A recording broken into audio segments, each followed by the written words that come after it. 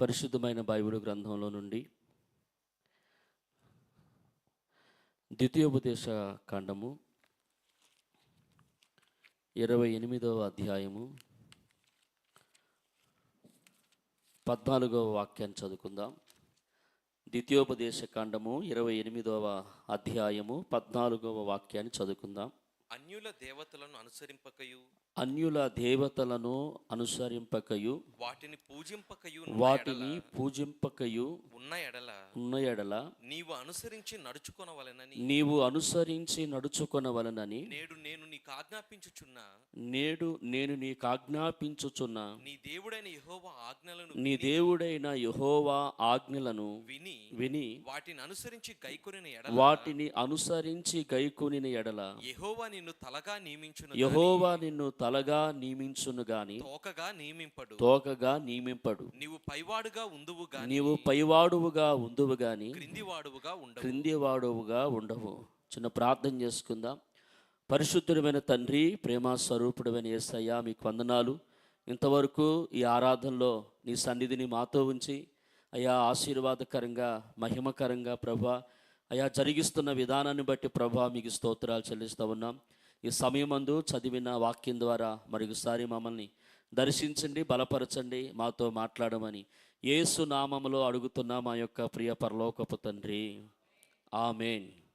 మంచిది. మనం చదువుకున్న ఈ వాక్య భాగం చాలాసార్లు మనం విని ఉంటాం. అయితే మరొకసారి ఈ వాక్యాన్ని మనం ఆలోచన చేసుకుందాం. ఇక్కడ రాయబడిన ఈ 28వ అధ్యాయంలో మరి దేవుడైన యెహోవా తన ప్రజలుగా పిలువబడిన ఇశ్రాయేలు ప్రజలకి దేవుడు మాట వింటే, దేవుడు మాట చొప్పున జీవిస్తూ ఉంటే, దేవుని మాటను బట్టి బ్రతుకుతూ ఉన్నప్పుడు కలిగే దీవెనలు, ఆశీర్వాదాలు, మేలులు, ఉపకారాలన్నిటిని గురించి రాస్తూ ఉంటాడు. కాబట్టి ఈ 14వ వచనంలో కూడా ఆయన మాటలు వింటూ, ఆయన మాటలను బట్టి నడుచుకుంటూ, ఆయన మాటలను బట్టి జీవిస్తూ ఉన్నప్పుడు దేవుడు అలాంటి వారిని దేవుడు ఏ విధంగా హెచ్చిస్తాడో, ఏ విధంగా వారిని ఉన్నతమైన స్థానంలో ఉంచుతాడో, ఏ విధమైన జీవితాన్ని ప్రభువారికి అనుగ్రహిస్తాడో దేవుడు చాలా చక్కగా అక్కడ తెలియపరుస్తున్న విషయం మనకి కనబడతా ఉంది. అందుకే అంటాడు, నీ దేవుడైన యెహోవా ఆజ్ఞలను విని వాటిని అనుసరించి గైకొనిన ఎడల యెహోవా నిన్ను తలగా నియమించును గాని తోకగా నియమింపడు. నీవు పైవాడువుగా ఉందువు గాని క్రిందివాడువుగా ఉండవు అని చెప్పేసి తన ప్రజలు దేవుని మాటను వింటూ నడుచుకునుచున్నప్పుడు వారికి దేవుడిస్తున్న ఒక ఆశీర్వాదకరమైన వాగ్దానం అని మనం చెప్పుకోవచ్చు. ఈ వాగ్దానపూర్వకమైన ఈ మాట మన జీవితాలలో అది నెరవేర్చబడే విధముగా, ఆ వాగ్దాన పూర్వకమైన మాట మన కుటుంబంలో లేదా మన జీవితంలో అది నెరవేర్చబడే విధముగా మన యొక్క జీవితం ఉండాలి. మన జీవితం ఆ విధంగా ఉన్నప్పుడే ఆ వాగ్దానం అనేది మన జీవితంలో నెరవేర్చబడుతూ ఉంటుంది. కానీ చాలామంది ఆ వాగ్దానాన్ని పట్టుకొని, అయ్యా నువ్వు నీ ప్రజలని తలగా నియమిస్తానన్నావు, తోకగా నియమించనన్నావు, వారిని పైవారిగా ఉంచుతానన్నావు, కిందవాడుగా ఉంచనని ఆ మాటని పట్టుకొని చాలామంది ఏం చేస్తారంటే ప్రార్థన అయితే చేస్తూ ఉంటారు, కానీ ఆ మాట నా జీవితంలో, ఆ మాట మా జీవితంలో, ఆ మాట ఇది ఆ వాగ్దానం మా కుటుంబంలో నెరవేర్చబడటానికి నేను ఏ విధమైన జీవితాన్ని నేను జీవిస్తూ ఉంటే, ఏ విధంగా నేను నడుచుకుంటూ ఉంటే ఆ వాగ్దానం నా జీవితంలో నెరవేర్చబడుతుందన్న గ్రహింపు లేకుండా కొంతమంది ఆ మాటను పట్టుకొని ప్రార్థన చేసేవాళ్ళు లేకపోలేదు. నేనంటాను, ప్రియమైన దేవుని బిడ్డలారా, ప్రభువు మనకిచ్చిన వాక్యం, ప్రభువు మనకిచ్చిన వాగ్దానం, ప్రభువు మనకిచ్చిన మాట మన జీవితంలో నెరవేర్చబడే విధంగా అక్కడ ఏమనుందంటే, నీ దేవుడైన యెహోవా మాటలను, ఆజ్ఞలను విని వాటిని అనుసరించి వాటిని గైకునే విధముగా నీ వండినప్పుడు ఆయన నిన్ను తలగా చేస్తానన్నాడు. గమనించారా? అంటే ఆ మాటలను బట్టి మనం నడుచుకుంటూ జీవిస్తూ ఉన్నప్పుడు మాత్రమే దేవుడు మనకి ఏదైతే సెలవిస్తూ ఉన్నాడో, దేవుడు మనకి ఏదైతే చేయమంటా ఉన్నాడో, దేవుడు ఎలాగైతే మనల్ని ఉండమంటున్నాడో ఆ విధంగా మనం ఉంటున్నప్పుడు, ఆ విధంగా మనం జీవిస్తున్నప్పుడు, ఆ విధంగా మనం చేస్తున్నప్పుడు దేవుని వాక్యంలో రాయబడినట్లుగా, దేవుడు వాగ్దానం చేసినట్లుగా అలా నెరవేర్చుచున్న వారిని దేవుడు తలగా నియమిస్తాడు. వారిని తోకగా ఉంచడు, వారిని పైవాడిగా ఉంచుతాడు కానీ కిందవాడుగా ఉంచడు అని చెప్పేసి దేవుని వాక్యం తెలియపరుస్తూ ఉంది. ఈ వాక్యాన్ని నేను చదువుతూ ఉన్నప్పుడు నిజమే, బైబిల్ గ్రంథంలో కొంతమంది భక్తులు వారి జీవితంలో వాళ్ళు ఏం చేశారంటే దేవుని మాటను విశ్వసించి, దేవుని వాక్యాన్ని అంగీకరించి, దేవుని లేఖనాల్ని అర్థం చేసుకొని ఆ ప్రకారంగా వాళ్ళు నడుచుకుంటూ ఉన్నప్పుడు, జీవిస్తూ ఉన్నప్పుడు అక్షరాలుగా దేవుడు సెలవిచ్చిన ప్రతి మాట, ప్రతి వాగ్దానము కూడా వారి జీవితాల్లో నెరవేర్చుకుంటూ వెళ్ళినట్లుగా దేవుని వాక్యాలు మనం చూస్తూ ఉంటాం. బైబిల్ గ్రంథంలో మనందరికీ సుపరిచితమైన ఒక భక్తుడు, ఆయన పేరు దానియేలు గారు. దానియేలు గారి గురించి చాలా పర్యాయాలు, చాలా సందర్భాల్లో కూడా మనం విని ఉంటాం. ఏమంటే దాని గురించి మనం ధ్యానం చేసి ఉంటాం. దానియేలు యొక్క గ్రంథాన్ని మనం చదివి ఉంటాం. చూడండి, దానియేలు యొక్క గ్రంథంలో అతని చరిత్ర లేదా అతని జీవితంలో జరిగిన సంఘటనలు అన్నీ కూడా మనం చదువుతూ ఉంటున్నప్పుడు, మనం వింటున్నప్పుడు ఒక విషయం మనకు అర్థమవుతూ ఉండేది. అతను యుక్త కాలంలో ఉన్నప్పుడు, యవన కాలంలో ఉన్నప్పుడు, యవన దశలో ఉన్నప్పుడు అతనిలో ఉన్న ఆత్మ సంబంధమైన ఒక విషయాన్ని మనం గుర్తించవచ్చు. అదేమిటంటే మరి నెబుకద్నెజరు ఏమంటే ఆస్థానములో యూదులు ఏమంటే నైపుణ్యత కలిగిన వారు, పేరు ఏమంటే జ్ఞానం కలిగిన వారు అందరిని కూడా తీసుకుని వచ్చి, సెరలో ఉన్న వారు అందరిని తీసుకుని వచ్చి రాజు ఆస్థానములో వారిని ఉంచినప్పుడు ఏమంటే ఆస్థానములో వారితో పాటు అనగా దానియేలు, షద్రకు, మేషకు, అబేద్గో అనే నలుగురు యవనస్తులు, వారితో పాటు ఇక కొంతమంది బిడ్డలు, కొంతమంది యొక్క కల్దీలు, వీళ్ళందరూ కలిసి నివాసం చేస్తూ ఉన్నారు. కానీ వాళ్ళందరూ కూడా రాజుగారు ఏదైతే ఆజ్ఞాపించాడో, ఏమంటే ఆ దేశాన్ని పరిపాలన చేస్తున్న ఆ నెబుకద్నెజరు గారు ఏదైతే సెలవిచ్చాడో ఆ సెలవిచ్చిన ప్రకారంగా ఏమంటే రాజు చెప్పిన మాటను బట్టి అధికారులు లేదా పనివారు, బానిసలు అందరూ కూడా చేయవలసిందే. అలాంటి పరిస్థితుల్లో జనసమూహం అందరూ, జ్ఞానం కలిగిన వారందరూ, కల్దీలు అందరూ కూడా నివసిస్తూ ఉన్నారు. వారితో పాటు దానియేలు స్నేహితులు కూడా ఉన్నారు. కానీ అక్కడ ఒక విషయం కనబడుతూ ఉంది. జ్ఞానం కలిగిన వారును, తెలివి కలిగిన వారును, పాండిత్యం కలిగిన వారిని సమకూర్చిన తర్వాత వారందరికీ కూడా ఒక ప్రత్యేకమైన స్థానాన్ని రాజుగారు ఇస్తున్నారు. వాళ్ళు మీరు ప్రత్యేకంగా ఉంచండి, వారికి ఇచ్చే ఆహారం కూడా ప్రత్యేకంగా ఉండాలి, వారు తాగే ఏమంటే ఆ పానీయము కూడా ప్రత్యేకంగా ఉండాలి, నేను ఏది తింటానో అది వారికి పెట్టండి, నేను ఏది తాగుతానో అది వారికి పెట్టండి అని రాజుగారు సెలవిస్తే అందరికీ ఆ విధంగా చేయటానికి ఏ అధికారిని నియబెట్టాడో ఆ అధికారి చేస్తూ ఉన్నాడు. కానీ ఈ లోపు ఏం జరిగిందంటే దానియేలుకు ఒక ఆలోచన వచ్చింది. ఏమనంటే రాజుగారు తినే భోజనమును తిని, రాజుగారు తాగే ఆ ద్రాక్షారసమును తాగి మా శరీరాలను మేము అపవిత్రపరుచుకోకూడదు అని ఉద్దేశించి వారు అపవిత్రపరచకుండా ఏమంటే వారు అపవిత్రులు కాకుండానట్లుగా జాగ్రత్త పడిన సంఘటన అనేది బైబిల్లో మనం చూస్తూ ఉంటాం, బైబిల్లో మనం గమనిస్తూ ఉంటాం.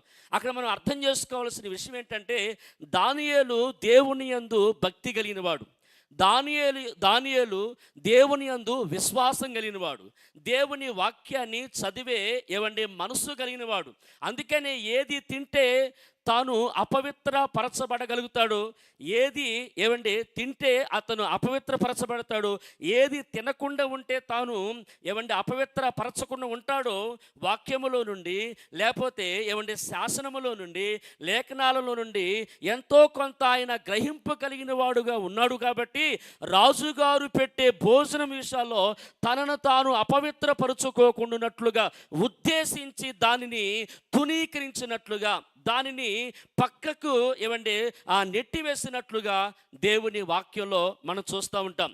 నిజమే, ఈ విషయం మనం గమనించినప్పుడు చెప్పటానికి నాకైనా కొంచెం ఈజీగా ఉంది, వినటానికి మీకైనా కొంచెం ఈజీగా ఉంది, కానీ ఆ రాజుగారు ఆ స్థానంలో ఒక బానిసగా ఉండి ఆ స్థానంలో ఉంటున్నప్పుడు ఆయన ఆ దేవుని వాక్యానికి లేదా ఆ దేవుని మాటకి ఆయన ఎంత విధేయుడయ్యి ఏమండి ఆ మాటను నెరవేర్చటానికి, ఆ మాటను బట్టి జీవించటానికి ఏమండి ఆ యొక్క అధికారి ఏదైతే ఉన్నాడో ఆ అధికారితో సాహసము చేసయ్యా అది మాత్రమే మేము తాగము తినము, దయచేసి మమ్మల్ని అర్థం చేసుకోండి అని చెప్పేసి బ్రతిమలాడుకొని తన యొక్క పవిత్రతను, తన యొక్క ఏదైతే దేవుని మాటలు ఉన్నాయో ఆ మాటలకు విలువ గౌరవం ఇచ్చిన వ్యక్తిగా, తన పవిత్రతను కాపాడుకున్న వ్యక్తిగా దానియేలు బైబిల్లో మనకి కనబడతా ఉంటాడు. ఇంకొక మాట చెబుతా ఉన్నాను, అదే దానియేలు గారు ఏమంటే ఒకానొక సమయంలో రాజుగారికి కల వస్తుంది. ఆ కళ ఆయన మర్చిపోతాడు. కళ మర్చిపోయినప్పుడు అందరినీ, అంటే ఆ స్థానంలో ఎందరైతే పాండిత్యం కలిగిన వారందరినీ పెంచుతూ ఉన్నాడో వాళ్ళందరిని కూడా పిలుచుకొని రమ్మన్నాడు. కల్దీలను, అలాగనే మాంత్రికులను, గారడి విద్య కలిగిన వాళ్ళని ఏమంటే ఆ కల్దీలను అందరిని కూడా పిలిచి వాళ్ళందరినీ పిలవమన్నాడు. పిలిచిన తర్వాత నేను ఒక కలగన్నాను, ఆ కలభావాన్ని మీరు చెప్పండి అని చెప్పాడు. కాబట్టి వీళ్ళందరూ కూడా రాజుగారు కళ చెబుతాడేమో, చెప్పిన కళ మనం వివరిద్దామని చెప్పేసి మంచిగా వివరిద్దాం, రాజుగారు మెచ్చుకునే విధంగా వివరిద్దామని చెప్పేసి అనుకుంటూ ఎదురు చూస్తూ ఉన్నారు. కానీ రాజుగారు ఏం చెప్పాడంటే, నేను కళ కనిన మాట వాస్తవం, కళ కన్నాను, కానీ ఆ కళ నేను ఏం చేస్తానంటే మర్చిపోయాను. మర్చిపోయిన కళను మీరు అందరూ కూడా మీరే తెలుసుకొని దాని గురించి చెప్పాలి, వివరించాలి. ఎవరైనా అటు ఇటుగా మార్చి చెప్పారా వాళ్ళందరిని కూడా నిర్మూలన చేస్తారని చెప్పేసి రాజుగారు కొంచెం గట్టిగానే కఠినంగానే చెప్పాడు. చెప్పిన తర్వాత ఎవరు చెప్పలేకపోతూ ఉన్నారు, ఎందుకంటే అది అసాధ్యమని వాళ్ళందరికీ అర్థమవుతూ ఉంది.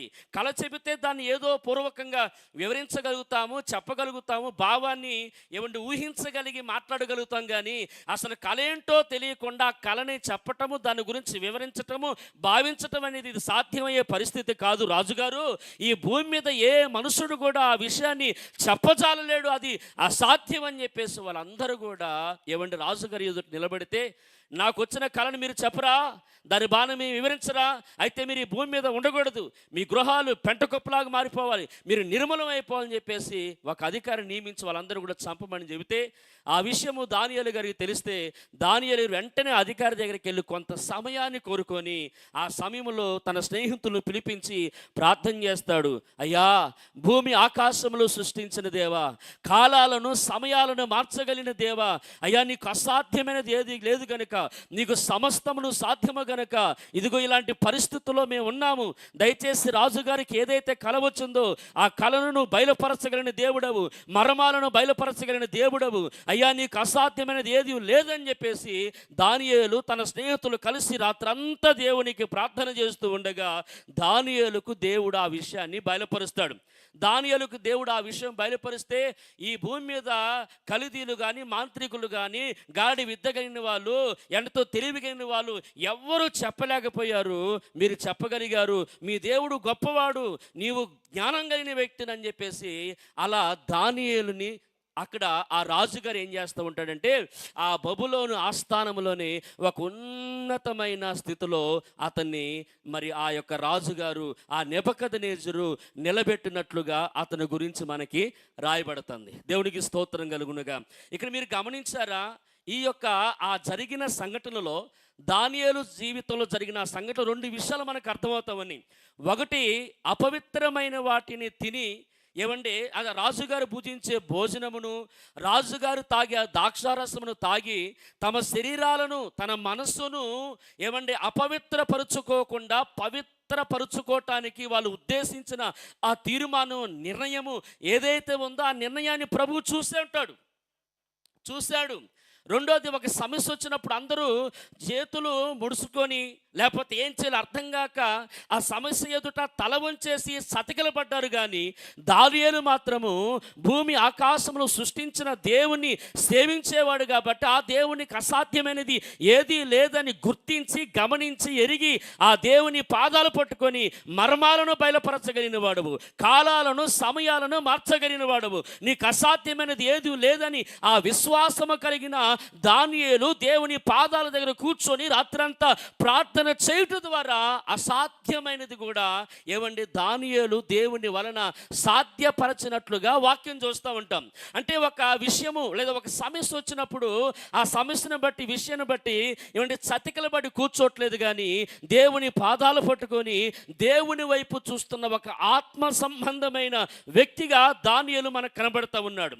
అందరూ రాజుగారు భుజించే భోజనాన్ని తింటూ, రాజుగారు ఇచ్చే ద్రాక్షారసాన్ని తాగుతూ వారి శరీరాలను అపవిత్రత పరుచుకుంటుంటే, ఈయన అపవిత్ర పరుచుకోకుండా ఉండు నిమిత్తము ఉద్దేశించి తన పవిత్రతను ఏమంటే తన శరీరాన్ని పవిత్రతను లేదా పవిత్రమైన మనస్సాక్షిని అతను కాపాడుకొని జీవించుట, ఈ విధానాలన్నీ కూడా చూస్తూ ఉన్నప్పుడు ఇంకా మనం ముందుకని వెళ్ళిపోతూ ఉంటే దానియేలు ప్రార్థన అంటే అతని యొక్క ఆ దినచర్యలలో అతని యొక్క జీవన విధానంలో ఒక క్రమమైన ప్రార్థనా జీవితాన్ని కలిగి ఉన్నాడు. కాబట్టి క్రమమైన ప్రార్థనా జీవితం కలిగి ఉన్నప్పుడు ఆ విషయంలో కూడా దానియేలుని వాళ్ళు ఇబ్బంది పెట్టాలని ఏమంటే తనకి ఎవరైతే వ్యతిరేకంగా శత్రులుగా ఉన్నారో వాళ్ళు ఇబ్బంది పెట్టాలని చూసినా కానీ ఆయన సింహాలలో బోనులో పడి ఏమంటే తానుకి ఇబ్బంది నష్టము లేకపోతే ప్రాణ అపాయం కలుగుతుంది అని తెలిసిన ప్రార్థన విషయంలో మాత్రం ఏమాత్రం కూడా నిర్లక్ష్యం చూపకుండా క్రమమైన ప్రార్థనా జీవితాన్ని కలిగి ఉన్నాడు కనుక ఆ వ్యక్తిని దేవుడు ఏం చేశాడంటే అదే దేశంలో అదే రాజు ఎదుట అదే ప్రజల ఎదుట ఒక ఉన్నతమైన వ్యక్తిగా దానియేలును దేవుడు హెచ్చించాడు. దేవునికి స్తోత్రం కలుగును గాక. ఇక్కడ మీరు గమనించారా, దేవుని వాక్యానికి ఎప్పుడైతే దేవుని వాక్యములో అపవిత్రమైన ముట్టుకోకూడదని చెప్పేసి లేదా వాటిని భుజించుకోకూడదని ధర్మశాస్త్రములో రాయబడిన మాటని అతను గౌరవించాడు. ఆ మాటని విధేయత చూపి ఆయన ఏమాత్రం ముట్టుకోకుండా ఆ వాక్యానికి లోబడ్డాడు. తర్వాత సమస్య వచ్చినప్పుడు దేవుని వైపు చూస్తే దేవుడు సహాయం చేయగలడు. ఎందుకంటే ధర్మశాస్త్రంలో మనం జ్ఞాపకం చేసుకుంటే చాలా పర్యాయాలు మోషే గారు ఏంటి చాలా సందర్భాలలో మరి సమస్య ఎదురైనప్పుడు ఆ సమస్య ఎదుట మోకరించి దేవునికి ప్రార్థన చేస్తూ ఉండేవాడు. దేవునికి ప్రార్థన చేస్తూ ఉంటే దేవుడు వెంటనే పరిష్కారం చూపిస్తూ ఉన్నాడు.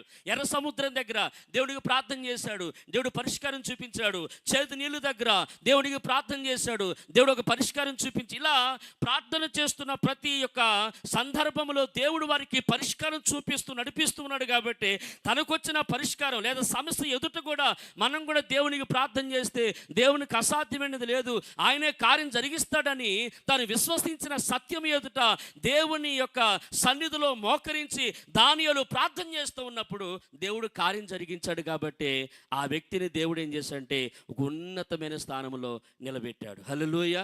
చూసారా, ఆ వాగ్దానము అతని జీవితంలో దేవుని ఎడల వాక్యము ఎడల తన యొక్క ఆత్మ సంబంధమైన జీవితం ఎడల జీవించుచున్న విధానాన్ని బట్టి దేవుడు ఏం చేస్తూ ఉన్నాడంటే అతన్ని తోకగా కాదు కానీ తలగా నియమిస్తూ ఉన్నాడు. కిందవాడుగా కాదు కానీ పైవాడుగా ఏమండి ఉంచిన విధానం అనేది బైబిల్ గ్రంథంలో మనకు కనబడుతూ ఉంది. అయితే ప్రియమైన సహోదరి సహోదరులారా, మనం కూడా దేవుడు మనకి ఏదైతే వాక్యం ద్వారా మాట్లాడుతూ ఉన్నాడో ఏమంటే వాక్యము ద్వారా మనం దర్శిస్తూ ఉన్నాడో, నువ్వు ఇలా ఉంటే మంచిది, నువ్వు దేవుని మందిరానికి వస్తే అది నీకు మేలు, నువ్వు దేవునితో సహవాసం చేస్తే అది నీకు మంచిది, నీవు కొన్ని సంబంధాలని దూరం చేసుకుంటే ఉంటే లేదా కొన్ని ప్రదేశాలకి వెళ్లకుండా ఉంటే నువ్వు దేవునికి లోబడితే నువ్వు దేవునికి హృదయాన్ని ఇస్తే అది నీకు మేలని ఎన్నో పర్యాయాలు ప్రభు మనతో మాట్లాడుతూ ఉన్నప్పుడు మనం దర్శిస్తూ ఉన్నప్పుడు ఆ మాటకి ఆ మాటలకి ఎంతవరకు మనం విధేయత గౌరవాన్ని ఇచ్చి మనము దేవుని ద్వారా కృపనొందిన వారిగా మారగలుగుతున్నామని ఆ వాక్యములో నుండి మనం ఆలోచన చేసుకోవాలి. వాక్యము ఎప్పుడు కూడా సత్యమే. వాగ్దానాన్ని దేవుడు ఎప్పుడు నెరవేరుస్తూ ఉంటాడు.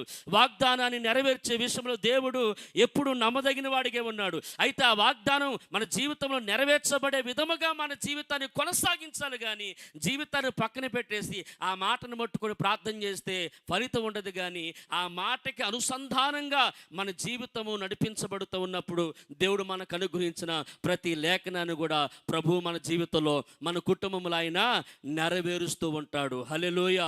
వాగ్దానం అది ఎవరికి? ఆయన మాటలో గైకొనుచున్న వారికి దేవుడిస్తున్న వాగ్దానం ఏంటంటే నేను తలగా నియమిస్తాను కానీ తోకగా నియమించను, నువ్వు పైవాడుగా ఉంటావు కానీ నువ్వు కిందవాడుగా ఉండవు. అది వాగ్దానం. ఆ వాగ్దానాన్ని స్వతంత్రించుకోవటానికి ఈరోజు చాలామంది ఎదగలేకపోతూ ఉన్నప్పుడు లేకపోతే ఇంకా పరిస్థితులు అలాగే ఉన్నప్పుడు ఏది తలంచినా కానీ అది సరిగ్గా జరగట్లేదని ఇలా వీటన్నిటి గురించే చింతిస్తూ బాధపడుతూ దుఃఖపడుతూ విచారపడుతూ విచారపడుతూ ఇబ్బందులు పడుతూ ఉంటారు. కానీ ఆ దేవుని వాగ్దానాన్ని స్వతంత్రించుకోవటానికి నేను ఏ విధమైన జీవితాన్ని జీవిస్తూ ప్రభు వైపు చూస్తూ నేను నడుచుకోవాలని ఆలోచన చేస్తూ ఉన్నప్పుడు ఆ వాగ్దాన నెరవేర్పు అనేది మన జీవితంలో మనం చూస్తూ ఉంటాం. అదే ప్రభు చెప్పాడు. ఆయన ఆరోహణమై వెళ్తూ ఉన్నప్పుడు నేను మీకు ఏదైతే వాగ్దానం చేశానో ఆ వాగ్దానం నెరవేర్చబడే వరకు వాగ్దానం కొరకు మీరు కనిపెట్టుకొని ఉండనని ఆనాడు శిష్యులకు కొంతమంది భక్తులకు చెబితే దేవుని వాగ్దానం వారి జీవితంలో నెరవేర్చబడే విధముగా ఒక మేడ గదిలోనికి వీళ్ళందరూ కూడా మరి ఏక మనసుతో ఏకాత్మతో వారు ఆ వాగ్దానం నెరవేర్చబడాలని, దేవుని చేత నెరవేర్చబడాలని, దేవుని పని జరగాలని వాళ్ళందరూ ప్రార్థన చేస్తూ ఉన్నప్పుడు పిల్లరా, ఇదిగో పొద్దుగూకి ఇంకా జామైన కలదు ఏవేలు గ్రంథంలో రాయబడినట్లుగా మనుషులందరి మీదకి పరిశుద్ధాత్మ దిగివచ్చునని దేవుని వాక్యంలో రాయబడింది. దేవునికి స్తోత్రం కలుగునుగా. అంటే వాగ్దానం చేశాడు. ఆ వాగ్దానం నెరవేర్పు కొరకు వాళ్ళందరూ కూడా కూడుకొని కనిపెట్టుకొని ఎదురు చూస్తూ ఉన్నాడు. చేశాడు కదా అని మౌనంగా ఉండాలా, చేశాడు కదా అని చెప్పేసి ఎక్కడ పడితే అక్కడ ఉండలేదు. కానీ వాగ్దానం నెరవేర్పు కొరకు అందరూ కనిపెట్టుకొని ఏక మనసుతో ఏ మేడ గదిలో ప్రార్థన చేస్తున్నారని వాక్యం తెలియపరుస్తూ ఉంది. వాగ్దానం నెరవేర్చబడే విధముగా నీ జీవితాల్లో నువ్వు కనిపెట్టుకుంటూ ఉండాలి, ప్రార్థన చేస్తూ ఉండాలి, నడుచుచూ ఉండాలి, ఆధారపడుతూ ఉండాలి. ఆ వాక్యమును బట్టి నువ్వు వెంబడిస్తూ బ్రతుకుతూ ఉన్నప్పుడు ఆ వాక్య నెరవేర్పు ఖచ్చితంగా నీ జీవితంలో, నా జీవితంలో, మన అందరి జీవితంలో నెరవేర్చబడుతూ ఉండిద్ది. దేవునికి స్తోత్రం కలుగునుగాక. హల్లెలూయా చెబుదాం ఒకసారి గట్టిగా, హల్లెలూయా. ఇంకా మనం దేవుని వాక్యం కనుక మనం చూస్తే, అంటే ఈ దానియేలు విషయంలో ఒక ఉన్నతమైన స్థానానికి లేదా అతడు పైవాడిగా హెచ్చించబడటానికి, అతడు తలగా నియమించబడటానికి ఈ కోణాలు మనం లేఖనములో నుండి చూస్తూ ఉన్నాం. అంటే దేవుడు చెప్పిన మాటను బట్టి అతడు జీవిస్తూ ఉన్నప్పుడు ఎలాగైతే దేవుని కార్యాలు చూస్తూ ఉన్నాం. ఇంకో మాట చెప్పమంటారా? బైబిల్ గ్రంథంలో మన అందరికీ తెలిసిన విషయమే.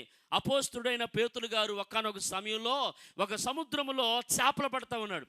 చేపలు పడతా ఉంటే రాత్రంతా వలవేసి చేపలు పడతా ఉన్నాడు. చేపలు పడతా ఉంటే అతను చేపలు పట్టేవా జాలరు కాబట్టి, ఏ టైంలో చేపలు పడతాయో తెలుసు కాబట్టి ఎక్కువ సమయం రాత్రుల పూట వెళ్ళి చేపలు పడతా ఉండేవారు. కాబట్టి రాత్రిపూట వెళ్ళి చేపలు పడతా ఉంటే ఎటు వల వేసినా ఆ పక్క ఈ పక్క ఎన్నో ప్రయత్నాలు చేస్తూ వలలు వేస్తూ ఉన్నప్పటికీ కూడా ఆ వలలో ఒక్క చేప కూడా పట్టలేదంట. అదేదో విచిత్రం, అది ఒక ఆశ్చర్యంగా ఉంది. రాత్రంతా ప్రయాసపడ్డాడు కానీ ఒక్క చేప పైనను దొరకలేదని రాయబడింది. రాత్రంతా ప్రయాసపడిన ఒక్క చేప కూడా దొరక్క తెల్లారు లేచి వలలు కడుక్కుంటూ ఉన్నప్పుడు యేసు ప్రభువు వారు వచ్చి నీ పడను కొంచెం లోతుకు నడిపించి ఇదిగో కుడి పక్కన వలమేమన్నప్పుడు ఆయన ఒక మాట అంటాడు. ఏమంటే, అయ్యా నేను రాత్రంతా ప్రయాసపడ్డాను, ఒక్క చేప కూడా పడలేదు, అయినను నీ మాట చొప్పున నేను వల వేస్తున్నానని అక్కడ ఆయన అంతకుముందు ఆల్రెడీ అదే సరస్సులోను అదే వలతోనూ అదే వ్యక్తి ప్రయాసపడుతూ వల వేస్తే ఒక్క చేప కూడా పల్లా. ఎన్నోసార్లు ప్రయత్నించుంటాడు. ఎందుకంటే చేపలు పెట్టి ఒకసారి వేసి తర్వాత పడకపోతే ఇంటికి వచ్చేవాళ్ళు కాదు, ఇంకా ఎదురు చూస్తారు. మరొక చోట అక్కడ ఇక్కడ వేసి చేపలు పట్టే వరకు కూడా వాళ్ళు కొంత సమయాన్ని కేటాయిస్తూ ఉంటారు. ఎన్నో ప్రయత్నాలు చేసి ఉంటాడు, ఎన్నోసార్లు వేసి ఉంటాడు, కానీ ఒక్క చేప కూడా పల్లా. తనకు అర్థమైంది. కానీ ఇక్కడ దేవుడు చెప్పాడు కాబట్టి, యేసయ్య చెప్పాడు కాబట్టి, అందుకే అన్నాడు, నీవు చెబుతున్నావు కాబట్టి నీ మాట చొప్పున నేను వల వేస్తున్నానని. ఆయన మాట చొప్పున. అంతకుముందేమో ఆయన బట్టి, ఆయన తలంపును బట్టి, ఆయన యొక్క ఆలోచనను బట్టి వల వేసుకుంటూ వెళ్ళిపోయాడు, ఏం ప్రయోజనం కనబడలేదు. ఇప్పుడైతే దేవుని మాటను బట్టి వల వేస్తూ ఉన్నాడు. ఆ వలలోకి విస్తారమైన చేపలు వచ్చాయట. దేవుడికి స్తోత్రం కలుగునుగా. అంతకుముందు వల వేస్తే ఒక్క చేపైన పడలేదంట. దేవుని మాటను బట్టి వల వేసినప్పుడు విస్తారమైన చేపలు వచ్చి పడ్డాయి అని చెప్పేసి లేఖనంలో రాయబడింది. అంటే దేవుని మాటను బట్టి అతను ఎప్పుడైతే చేస్తూ ఉన్నప్పుడు ఒక అద్భుతం జరుగుతుంది, ఒక మేలు జరుగుతూ ఉంది, అక్కడ సమృద్ధి జరుగుతూ ఉంది, అక్కడ దేవుని కార్యము జరగటం అనేది మనం చూస్తూ ఉన్నాం కదా. కాబట్టి మన జీవితంలో కూడా దేవుని మాటకి ప్రాధాన్యత ఇస్తున్నావా? దేవుని మాటకు లోబడతా ఉన్నావా? అందుకనే చాలాసార్లు యేసు ప్రభువు ఇశ్రాయేలు గురించి మాట్లాడే మాట ఏంటంటే, అయ్యో ఇశ్రాయేలులారా, ఇప్పుడైనా మీరు నా మాట విని ఎడల మీకు ఎంత మేలో అని దేవుడు అదొక వేదనతో చెబుతూ ఉన్నాడు. అయ్యో ఇశ్రాయేలు, మీరు ఇన్ని కార్యాలు చూసినా, మీరు ఇంత దేవుని మహిమను అనుభవిస్తూ ఉన్నా, దేవుని యొక్క కార్యాలు రుచి చూస్తూ ఉన్నప్పటికీ ఇంకను నమ్మలేని వారిగా, గ్రహించలేని వారిగా, అర్థం చేసుకోలేని వారిగా ఉంటున్నారే. ఓ ఇశ్రాయేలులారా, ఇప్పుడైనను మీరు నా మాట వింటే మీకు ఎంత మేలయ్యా, మీకు ఎంత ఆశీర్వాదమయ్యా అని ప్రభువు మాట్లాడిన విధానం మనకు కనబడుతూ ఉంటుంది. హల్లెలూయా. కాబట్టి ప్రియమైన సహోదరి సహోదరులారా, దేవుని మాటకు మనం విలువిచ్చేవారుగా ఉందాం. దేవుని మాటను మనం గౌరవించేవారిగా ఉందాం. దేవుని మాటకి మనం లోబడేవారుగా ఉందాం. దేవుని మాటకు విలువిచ్చేవారిని దేవుడు ఆయన తలగా నియమిస్తాడు. దేవుని మాటని గౌరవించేవారిని దేవుడు దాటిపోడు, కానీ వారిని దేవుడు పైవారిగానే ఉంచి వారిని దేవుడు నడిపిస్తాడు. ఎందుకంటే బైబిల్లో చాలా ఉదాహరణలు ఉన్నాయి. నా జీవితంలో కూడా పిల్లరా, దేవుని మాటను బట్టి ఎప్పుడైతే నేను నా యొక్క గ్రామమును కానీ, లేదా నా బంధువులు కానీ, లేదా నా యొక్క స్నేహితులు కానీ కలిగిన వాటన్నిటిని కూడా వదిలిపెట్టుకొని దేవుని మాటను బట్టి, దేవుని చిత్తాన్ని బట్టి, దేవుడిచ్చిన వాక్యాన్ని బట్టి, దైవజనులు చెప్పిన ప్రేరణ బట్టి నేను ఎప్పుడైతే రాగలిగానో అప్పుడే నా జీవితంలో దేవుడు ఆయన కృపను అనుభవించేవాడుగా దేవుడు మార్చాడు. దేవునికి స్తోత్రం కలుగును. ఇది వాస్తవం, ఇది సత్యము. అదే దేవుని మాటకు లోబడకుండా, దేవుని సేవకుని ప్రేరణకు లోబడకుండా, దేవుని చిత్తానికి లోబడకుండా ఉంటే నా పరిస్థితి ఎంత దారుణంగా ఉండేదో, లేదా నేను ఎలాగైపోయావన్నో నాకు తెలియదు. కానీ ఆ రోజు ప్రభు నా మనసులో ఆయనకిచ్చిన ప్రేరేపణ, ఆయన మాటకి, ఆయన చిత్తానికి లోబడటానికి నేను ఎప్పుడైతే ఇష్టపడ్డానో అప్పుడే నా జీవితంలో, ఎప్పుడైతే మనం ఇష్టపడతామో, మనం ప్రయత్నం చేస్తామో అప్పుడే కృపను మనం అనుభవించడం మనం చూస్తూ ఉంటాం. దేవుడికి స్తోత్రం కలుగుగాక. ఆ రోజు నుండి పిల్లలు ఈ రోజు వరకు ఏమండి, నేను ఏ బంధువులను అయితే చూడకుండా, ఏ రక్త సంబంధులను అయితే చూడకుండా ప్రభు చిత్తం నెరవేర్చడానికి వచ్చానో అప్పటి నుండి ఇప్పటి వరకు ఆ ప్రభువే నన్ను బ్రతికిస్తూ ఉన్నాడు, ఆ ప్రభువే నన్ను పోషిస్తూ ఉన్నాడు, ఆ ప్రభువే నన్ను నడిపిస్తూ ఉన్నాడు, ఆ ప్రభువే నన్ను ఆదరిస్తూ ఉన్నాడు, ఆ ప్రభువే నన్ను ఏమంటే దీవిస్తూ ఉన్నాడు. ఆయన కృపలో నిలబెట్టి వాడుకుంటూ ఉన్నాడు. దేవునికి స్తోత్రం కలుగునుగాక. కాబట్టి మనం దేవుని మాటను మనం గౌరవిద్దాం, దేవుని మాటకు విలువిద్దాం. అందుకే చూడండి, బైబిల్లో మనం చూస్తే అబ్రహాము కూడా అంతే. ప్రభు పిలిచాడు, పిలిచినప్పుడు పిలుపుకు లోబడ్డాడు. లోబడిన అబ్రహాముని పిల్లరా మరి గొప్పవాడిగా దేవుడు అబ్రహాముని ఆశీర్వదించినట్లుగా వాక్యంలో మనం చూస్తూ ఉంటాం. కాబట్టి లోబడితే చాలు, దేవుని చిత్తాన్ని జరిగిస్తూ ఉంటే చాలు, దేవుడు నీకు కావలసిన కృపణిస్తాడు. ఏమంటే దైవికమైన విడుదలను దయచేస్తూ ఉంటాడు. భౌతిక సంబంధమైన అవసరతలను కూడా ప్రభువారు నీకు తీరుస్తూ ఉంటాడు. ఎప్పుడంటే దేవుని మాటకు మనం లోబడి నడుచుకుంటూ వెళ్ళిపోతూ ఉన్నప్పుడు. దేవునికి స్తోత్రం కలుగునుగాక.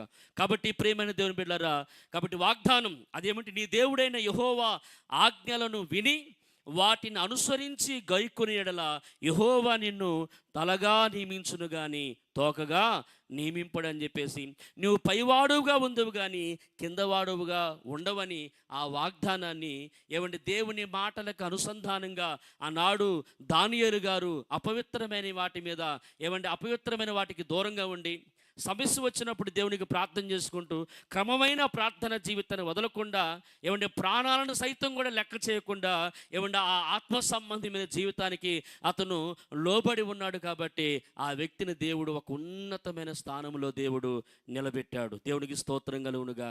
కాబట్టి అలాంటి ఆత్మ సంబంధమైన జీవితం కొరకు ఈ దినాలలో నువ్వు కూడా నిలబడి, నువ్వు కూడా నడుచుకుంటూ ఉన్నప్పుడు, నువ్వు కూడా జీవిస్తూ ఉన్నప్పుడు నిన్ను కూడా పరలోకములో నుండి ఆ రోజు దానియేలు యొక్క క్రమమైన ప్రార్థనా జీవితాన్ని చూసిన దేవుడు ఆ సింహాల బోనులోకి వచ్చి ఎలాగైతే అతను కాపాడాడో, ఏమండి మనుషులందరికీ అసాధ్యమైన సంగతిని దానియేలు దేవునికి ప్రార్థన చేస్తూ ఉండగా, ఏమండి ఎలాగైతే దేవుడు ఆ వ్యక్తికి బయలుపరిచాడో, ఏమండి ఆ రాజుగారి కటాక్షము, రాజుగారి కింద ఉండే వ్యక్తి యొక్క కటాక్షము దానియేలు మీద చూపే విధంగా దేవుడు ఏ విధంగా అయితే సహాయం చేశాడో, నీవు కూడా దేవుని మాటలను బట్టి, దేవుని వాక్యాన్ని బట్టి నడుచుకుంటూ ఉన్నప్పుడు ఆయన కటాక్షము, ఆయన కృప, ఆయన యొక్క సంరక్షణ, ఆయన యొక్క ఆశీర్వాదం అనేది నీ వెంట ఉంటుందన్న విషయాన్ని, వాస్తవాన్ని మర్చిపోకుండా ఈ రోజు నుండి ఎక్కడైనా ఏ విషయంలోనైనా లోబడకుండా కఠినంగా ఉంటున్నావా?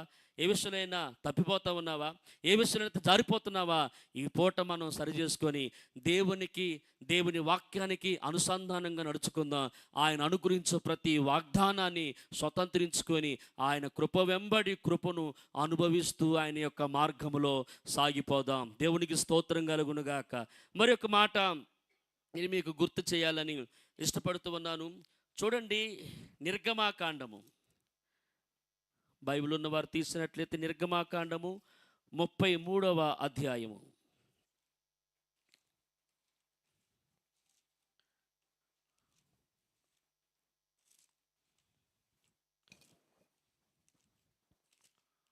నిర్గమాకాండము 33వ అధ్యాయం 11వ వాక్యం చదువుకుందాం.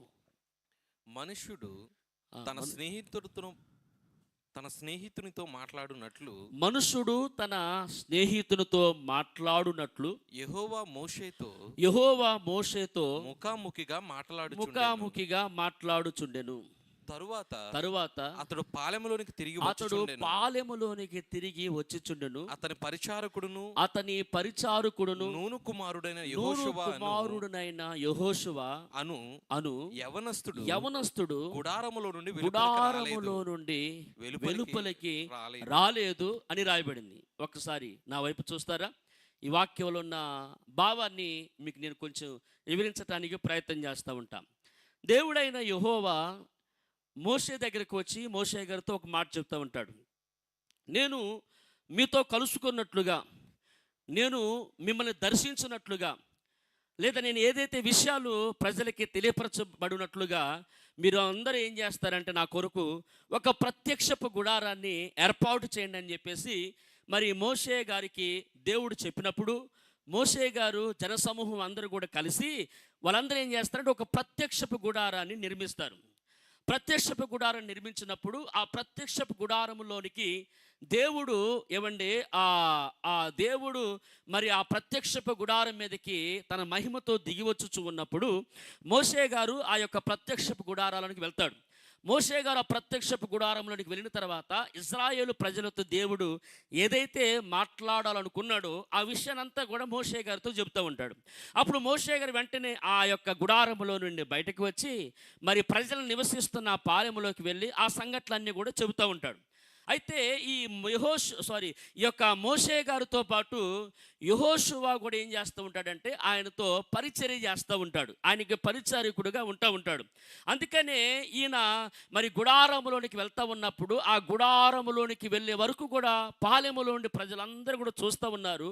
ఈలోపు దేవుని మహిమ ఆ గుడారమును దిగి వస్తూ ఉంది. మోషే గారు లోపలికి వెళ్తారు. తర్వాత దేవుడు మోషే గారితో మాట్లాడిన తర్వాత ఆ విషయాన్ని పాలెములో ఉన్న వారందరికీ కూడా తెలియపరచడానికి ఆ యొక్క గుడారములో నుండి పాలెములోనికి మోషే గారు వెళుతూ ఉంటే మరి మోషే గారు పరిచారకుడైన యెహోషువ మాత్రము గుడారములోనే ఉండి ఏం చేస్తారంటే వెలుపలకి రాలేదు అని చెప్పేసి వాక్యంలో రాయబడుతూ ఉంది. ఇంకో మాట మీకు అలా గుర్తు చేస్తాను. యెహోషువ గ్రంథము 1వ అధ్యాయము 1వ వచనంలో ఏముంటుందంటే మరి మోషేకి పరిచారకుడైన యెహోషువ అని చెప్పేసి అక్కడ కూడా రాయబడుతూ ఉంటుంది. అంటే యెహోషువ గ్రంథం 1వ అధ్యాయము 1వ వచనంలోను, ఇప్పుడు నిర్గమాకాండము 33వ అధ్యాయము 11వ వచనంలో మనం చూస్తే మోషే గారికి యెహోషువ ఎలా ఉన్నాడంటే పరిచారకుడుగా ఉన్నాడు. ఎలా ఉన్నాడు చెప్పండి? పరిచర్య చేసే వ్యక్తిగా ఉన్నాడు. ఒకవేళ మోషే గారు ఆ సంగతిని లేదా దేవుడు ఏదైతే మాట్లాడాడో ఆ మాటల్ని పాలెములోకి వెళ్ళి ప్రజలకి చెప్పడానికి వెళ్ళిపోయినా కానీ ఆయన గుడారములోనే ఉండి అక్కడ పరిచర్య చేస్తున్నట్లుగా, పరిచర్య ధర్మాన్ని కొనసాగిస్తున్నట్లుగా వాక్యముల ద్వారా మనకి అర్థమవుతూ ఉంటుంది. ఈరోజు ఒకసారి మనం కూడా గమనించాలి. దేవుని సన్నిధికి వస్తూ ఉన్నాం, దేవునికి ఆరాధన చేయటానికి వస్తూ ఉన్నాం.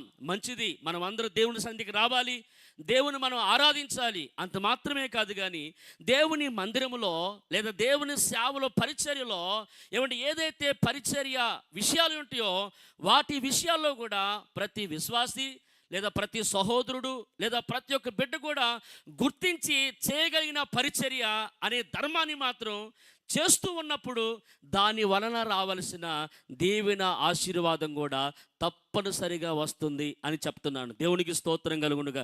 ఎందుకంటే బైబిల్లో మనం చూసారా, యేసు ప్రభువు ఒక మాట అంటాడు. ఏమంటాడు? నేను పరిచర్య చేయించుకోవటానికి రాలేదు కానీ పరిచర్య చేయటానికి నేను వచ్చాను అంటాడు. అర్థమైందా? పరిచర్య చేయించుకోవటానికి రాలేదు, నేను దేనికోసం వచ్చాను? పరిచర్య చేయటానికి వచ్చాను అంటాడు. కాబట్టి పరిచర్య చేసే వ్యక్తిగా నీవు ఉన్నప్పుడు ఎందుకంటే దేవుని మందిరంలోకి వచ్చిన తర్వాత, లేదా దేవుని ఆలయంలోకి వచ్చిన తర్వాత, లేదా దేవుని మార్గంలో మనం నడుచుచు ఉన్నప్పుడు పిల్లరా, కొన్ని సందర్భాల్లో మనం పరిచర్య చేయటానికి మన స్థితినైనా పక్కన పెట్టేసేయాలి, లేదా మన హోదానైనా పక్కన పెట్టేసేసి దేవుని పరిచర్యలో మనం నిలబడుతూ ఉన్నప్పుడు, దేవుని పరిచర్యలో మనం కొనసాగుతూ ఉన్నప్పుడు కావలసిన కృప దీవెన అనేది ఖచ్చితంగా మనం అనుభవిస్తూ ఉంటాం. కానీ కొంతమందికి పరిచర్య చేయటానికి ఎలా ఉంటుందంటే అదేదో నామోసులాగా భావిస్తూ ఉంటారు. ఏమంటే పరిచర్య అంటే చాలా ఉంటాయి. ఎందుకంటే ఇది దేవుడు మనకు అనుగ్రహించిన మందిరం కాబట్టి మందిరంలో కొన్ని పరిచర్య ఉంటాయి. ఇది కొన్నిసార్లు ఏమండి చాపలేసే పరిచర్య ఉండిద్ది, లేదా క్లీన్ చేసే పరిచర్య ఉండిద్ది, లేకపోతే ఇంకా పాటల పరిచర్య ఉంటుంది, ప్రార్థన చేసే పరిచర్య ఉంటుంది, ఇంకా కొన్ని కార్యక్రమాలు చూసుకునే పరిచర్య ఉంటాయి. ఇది ఎవరో చేస్తారులే, లేదా వాళ్ళు చేస్తారులే, వీళ్ళు చేస్తారని చెప్పేసి ఒక సమస్యని లేదా ఒక అవసరతని ఇతరుల మీద మనం మోపడం కాదు, కానీ అది నేను చేస్తే అది నాకు ఆశీర్వాదం, లేదా నేను చేస్తుంది నాకు దీవెన, దేవుని పనిలో దేవుని పరిచయలో ఒక పాలుభాగస్తునిగా పాలుభాగస్తురాలుగా నేను ఉంటుంది, నాకు దీవెన ఉంటుందని, లేదా అది మంచిదని, అది యోగ్యమైనదని, దేవుని దృష్టికి కూడా ఉత్తమమైనదని గుర్తించి ఈ రోజుల్లో పరిచర్య విషయంలో ముందుకు వచ్చే వాళ్ళు చాలా అరుదైపోతూ ఉన్నారు. చేస్తూ ఉంటే చూసేవాళ్ళు ఎక్కువైపోతున్నారు, పరిచర్య చేసే విషయంలో ముందుకు వచ్చేవాళ్ళు చెప్పండి తక్కువైపోతున్నారు. ఎవరైనా పరిచర్య చేస్తుంటే ఇంకా చెయ్యి, ఇచ్చే అని చెప్పేసి చెప్పేవాళ్ళు ఎక్కువ అయిపోతూ ఉంటారు, లేకపోతే చేస్తుంటే చూసేవాళ్ళు ఎక్కువైపోతున్నారు. కానీ అయ్యా నేను చేస్తాను, లేదా అన్న నేను చేస్తాను, అక్క నేను చేస్తానని చెప్పేసి పరిచర్య చేసే విషయంలో పిల్లరా చాలామంది ఏమైపోతారంటే వెనక్కి వెళ్ళిపోతున్నారు. మీకు తెలుసా, పరిచర్య ఆనాడు మోషే గారికి చాలా నమ్మకమైన వాడుగా, మోషే గారు లేకపోయినా కానీ గుడారములో నుండి బయటికి రాకుండా గుడారములోనే ఉన్నాడట. దేవునికి స్తోత్రం కలుగునుగాక. అయ్యో సావుకు లేడు కదా, బయటికి వెళ్ళి తిరుగుదాం, సావుకు లేడు కదా అటెలు తిరుగుదాం అని చెప్పేసి వెళ్ళిపోలేదు. కానీ గుడారములో నుండి, ఎందుకంటే ఎన్నో అవసరతలు ఉంటాయి, లేదా ఎన్నో పనులు ఉంటాయి. కాబట్టి ఆయన లేనప్పుడు అది ఒక బాధ్యతగా యెహోషువ తీసుకొని చాలా నమ్మకంగా ఆ పరిచర్య కొనసాగించినట్లుగా వాక్యంలో మనం చూస్తూ ఉంటాం. అందుకే కాబోలు అతనిలో ఉన్న నమ్మకత్వాన్ని, అతనిలో ఉన్న పరిచర్యని, అతనిలో ఉన్న విశ్వాసాన్ని, అతనిలో ఉన్న ఓర్పుని పైనుండి చూసిన దేవుడు ఏం చేశాడంటే మోషే కుమారులకు దక్కని యొక్క ఏమంటారు ఆ శ్రేష్టమైన నాయకత్వపు జీవితాన్ని మోషే తర్వాత దేవుడు యెహోషువకి దేవుడు అప్పగించాడు. దేవుడికి స్తోత్రం కలుగునుగాక.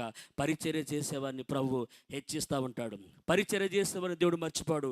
బైబిల్లో రాబడింది, దేవుని నామములో నువ్వు చూపిన ప్రేమను, నువ్వు చేసిన పనిని, నువ్వు చేసిన కార్యాన్ని మర్చిపోవటానికి దేవుడు అన్యాయస్తుడు కాదు. కొన్నిసార్లు మనం అనుకుంటా ఉంటాం, నేను పరిచర్య చేస్తుంటే అన్న గుర్తించట్లేదు, లేదా నేను పరిచర్య చేస్తుంటే అక్క గుర్తించట్లేదు, నేను పరిచర్య చేస్తుంటే ఎవరు గుర్తించట్లేదు. మనసులో గుర్తించవలసిన అవసరం లేదు, పరలోకములో ఉన్న తండ్రి గుర్తిస్తే నీకు ప్రతిఫలం అనేది ఉండిద్ది. దేవునికి స్తోత్రం కలుగునుగాక. కాబట్టి పరలోకములో తండ్రి చూస్తున్నాడని, తండ్రికి ప్రయోజనకరమైన వారుగా ఉండాలని పరిచర్య చేసేవారుగా ఉండాలి, పరిచర్యను తప్పించుకునేవారుగా ఉండకూడదు.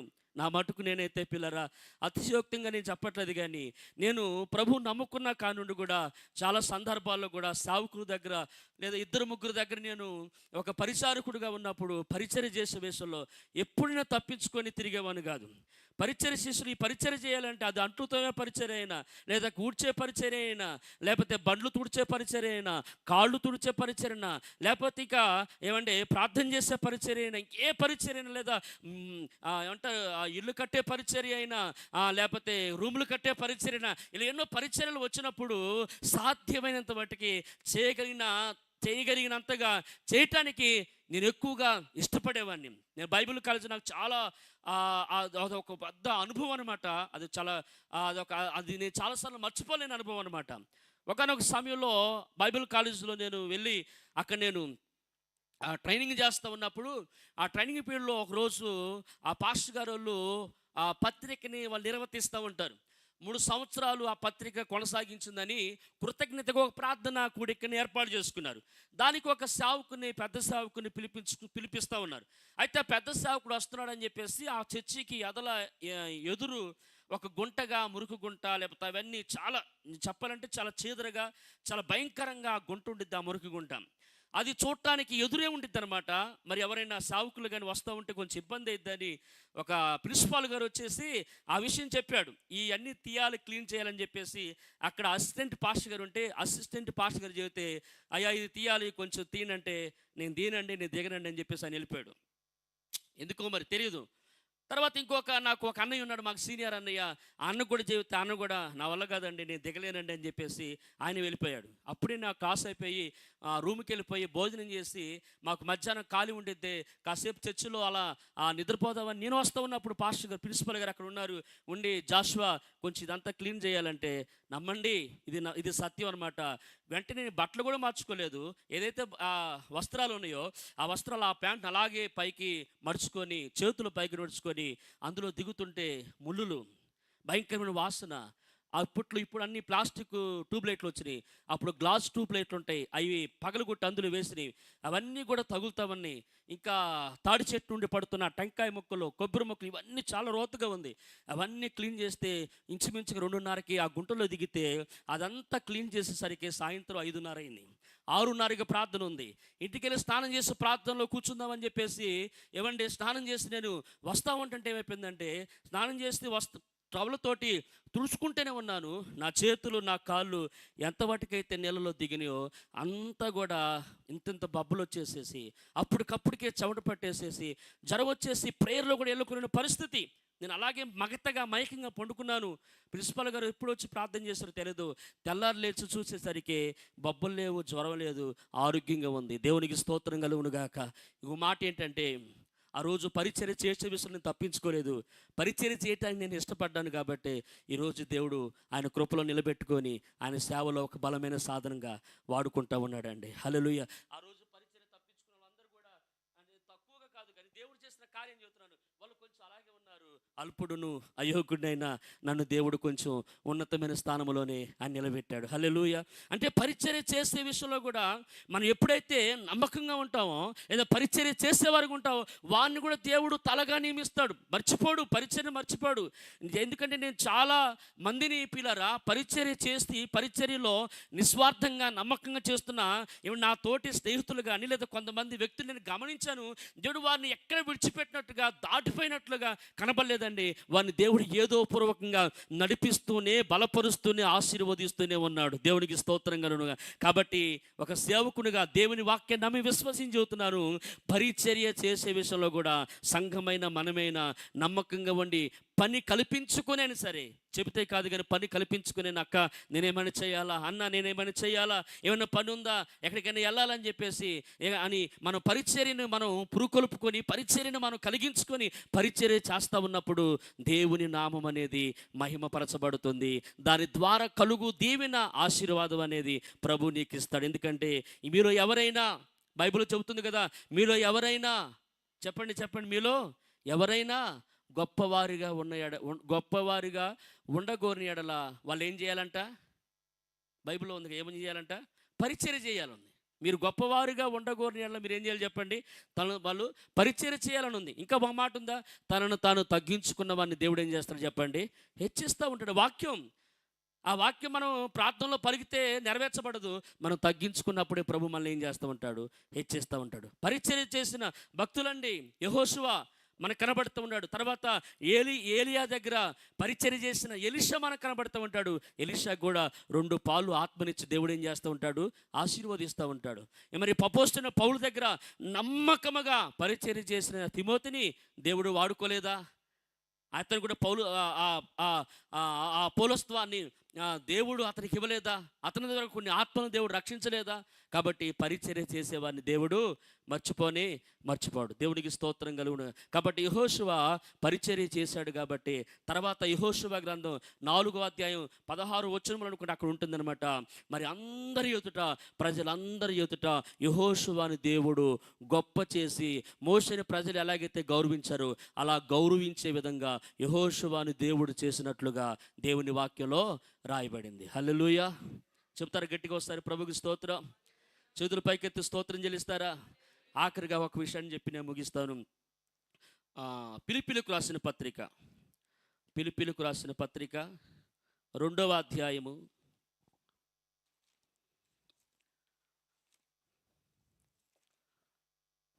ఫిలిప్పీయులకు రాసిన పత్రిక 2వ అధ్యాయము 6వ వాక్యం చదువుకుందాం. ఆయన దేవుని స్వరూపము కలిగిన వాడై ఉండి దేవుని స్వరూపము కలిగిన వాడై ఉండి 5వ వాక్యం చదువుకుందాం. క్రీస్తు యేసునకు కలిగిన ఈ మనసును మీరును కలిగి ఉండుడి. ఆయన దేవుని స్వరూపము కలిగిన వాడై ఉండి దేవునితో సమానముగా ఉండుట విడిచిపెట్టకూడని భాగ్యమని ఎంచుకొనలేదు గాని మనుషుల పోలికగా పుట్టి దాసుని స్వరూపము ధరించుకొని తనను తానే రిక్తునిగా చేసుకొనెను. మరియు ఆయన ఆకారమందు మనుషునుగా కనబడి మరణము పొందునంతగా అనగా శిలువ మరణము పొందునంతగా విధేయత చూపిన వాడై తనను తాను తగ్గించుకొనెను. చాలండి, గమనించారా? యేసు ప్రభువారి గురించి ఇప్పుడు మనం మాట్లాడుకుంటూ ఉన్నాం. యేసు ప్రభువారి గురించి అపోస్తులైన పౌలు గారు ఫిలిప్పీ సంఘానికి తెలియపరుస్తూ ఉన్నాడు. అదేమిటంటే, ఓ ఫిలిప్పీ సంఘస్థులారా, ఇదిగో క్రీస్తు యేసుకు కలిగిన మనస్సును మీరు కూడా కలిగి ఉండండి.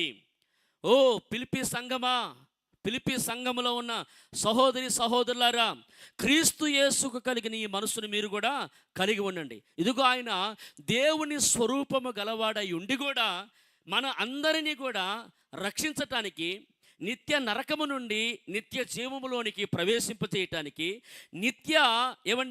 ఆ శాపము నుండి మన ఆశీర్వాదములోనికి తీసుకొని రావటానికి ఆయన దేవుడై ఉండి, దేవుని కుమారుడై ఉండి, మనుషునిగా పుట్టి దాసుని స్వరూపాన్ని ధరించుకొని తనను తాను ఆయన రిక్తునిగా, ఏమి లేనివాడుగా చేసుకొని తనను తాను తగ్గించుకొనెను.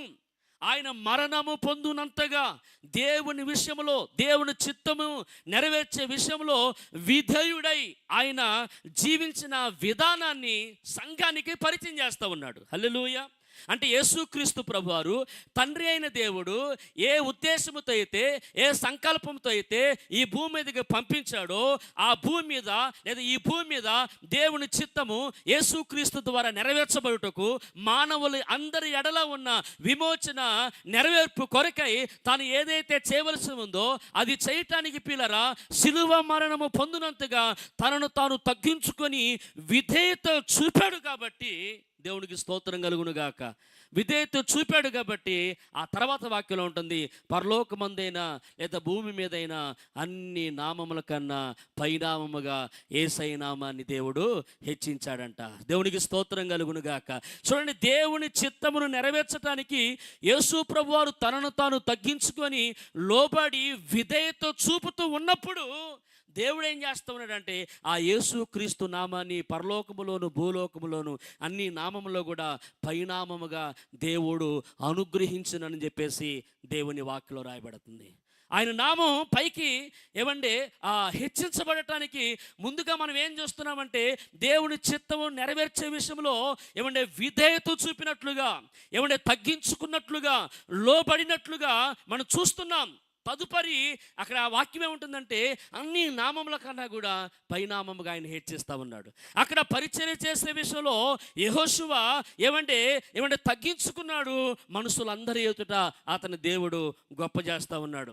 ప్రార్థన విషయంలో లేదా పవిత్రమైన జీవితం విషయంలో దానియేలు గారు వాక్యానికి లోబడి నడుచుకుంటూ ఉన్నప్పుడు ఆ ఆస్థానములోనే, ఆ దేశంలోనే ఒక ఉన్నతమైన స్థానాన్ని దానియేలుకు దేవుడు దయచేస్తూ ఉన్నాడు. యెహోషువ పరిచర్య చేసే విషయంలో తనను తాను తగ్గించుకుని లోబడి సేవకుని అనుసరించి నడుచుచూ ఉన్నప్పుడు ఆ వ్యక్తిని దేవుడు ఘనపరుస్తూ ఉన్నాడు. దేవుని చేత నెరవేర్చే విషయంలో విధేయత చూపుతున్న యేసు ప్రభు నామమును పరలోకమందును భూలోకమందును అన్ని నామముల కన్నా పైనామముగా హెచ్చిస్తూ ఉన్నాడు. అందుకని వాక్యం చెబుతా ఉంది ఏమనంటే, ఇదిగో నీ దేవుడైన యెహోవా ఆజ్ఞల్ని అనుసరించి నడుచుకునుచున్నప్పుడు ఆ దేవుడు నిన్ను తలగా నియమిస్తాడు కానీ తోకగా నియమిపడు.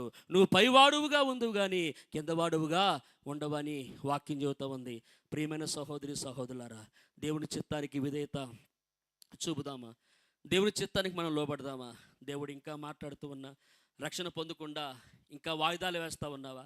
ఇంకా మీలో ఉన్న యవనస్తులు కానీ యవనస్తురాళ్ళు కానీ దేవుని చిత్తు మీ జీవితంలో నెరవేర్చబడటానికి యేసయ్య శిలువ మరణము పొందినంతగా ఆయన రిక్తుడుగా మారి ఏమైనా శిలువ మరణము పొందినంతగా విధేయత చూపి ఆయన నీ కొరకు తన ప్రాణమే పెడితే, నీ కొరకు ఆయన నలగొట్టబడి శ్రమపరచబడి నీవు రక్షించబడటానికి, నీ విమోచించబడటానికి, నీ పరలోకములో ఎవరిని చేర్చబడటానికి, నిత్య జీవం పొందుకోవటానికి, నీ జీవితము శాపము నుండి ఆశీర్వాదకరమైన పరిస్థితుల్లోనికి రావటానికి, నేను ఒక ఉన్నతమైన స్థితిని, జీవితాన్ని ప్రభు నీకు దయచేయాలని ఆయనే తనను తానుగా తగ్గించుకొని రిక్తుడై విధేయత చూపుతూ ఉన్నప్పుడు ఆ దేవుని చిత్తము నీ జీవితంలో నెరవేర్చబడే విధంగా నీవు విధేయత చూపగలిగిన బిడ్డగా ఉంటున్నావా?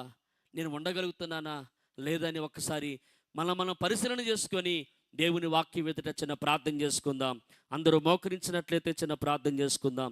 తల ఉంచినట్లయితే చిన్న ప్రార్థన చేసుకుందాం. ప్రభు ఈ పూట నీతో నాతో మాట్లాడుతూ ఉన్నాడు. ఆయన వాగ్దానం అండి, ఆయన మాటలు వినుచున్న వారికి, ఆయన మాటలు గైకొనుచున్న వారికి, ఆయన మాటలను బట్టి బ్రతుకుతున్న వారికి దేవుడిస్తున్న వాగ్దానం, ఆయన నిన్ను తలగా నియమిస్తాడు కానీ తోకగా నియమింపడు. నువ్వు పైవాడువుగా ఉండువు కానీ కిందవాడువుగా ఉండవు. ఎప్పుడు అంటే ఆయన మాటల్ని అనుసరిస్తూ.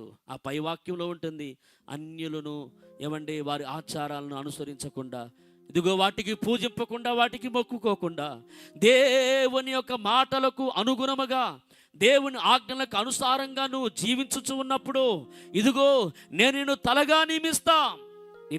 నేను తలదించుకునే పరిస్థితుల్లో ఉంచను.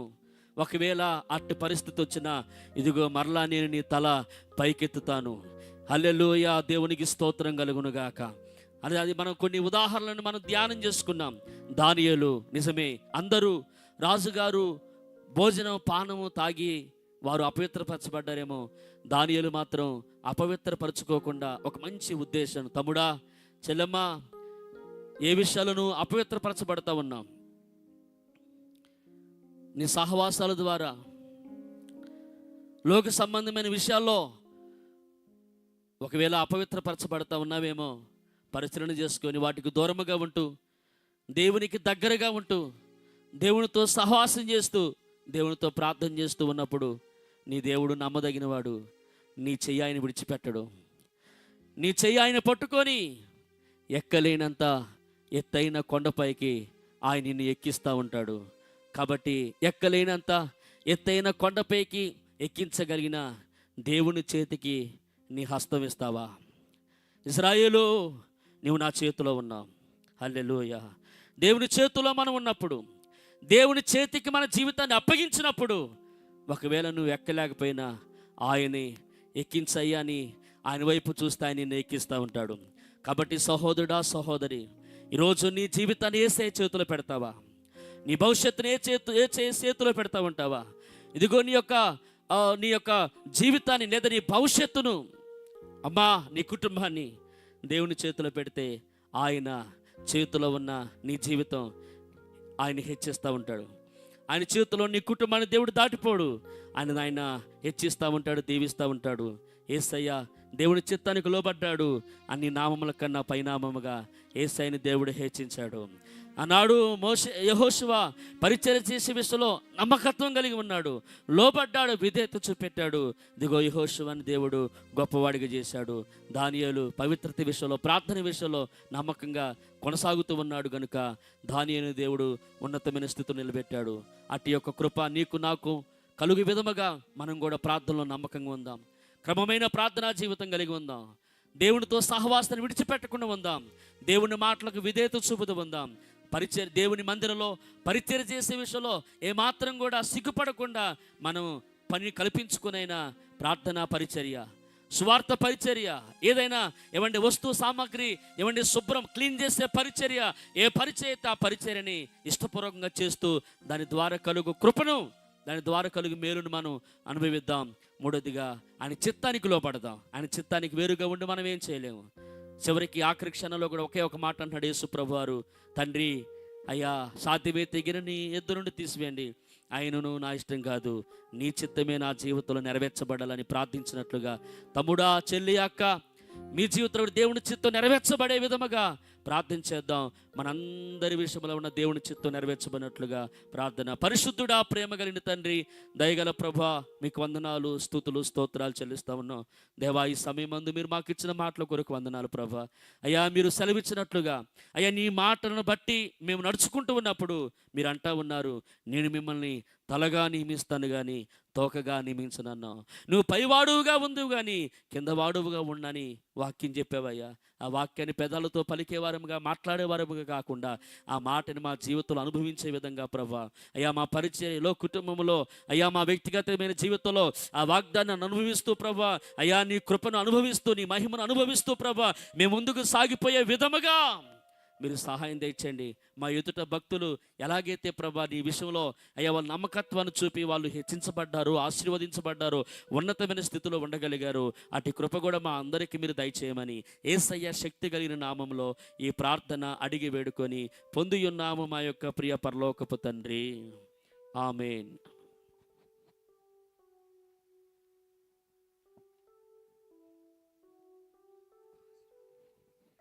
అందరూ లేచి నిలబడదాం.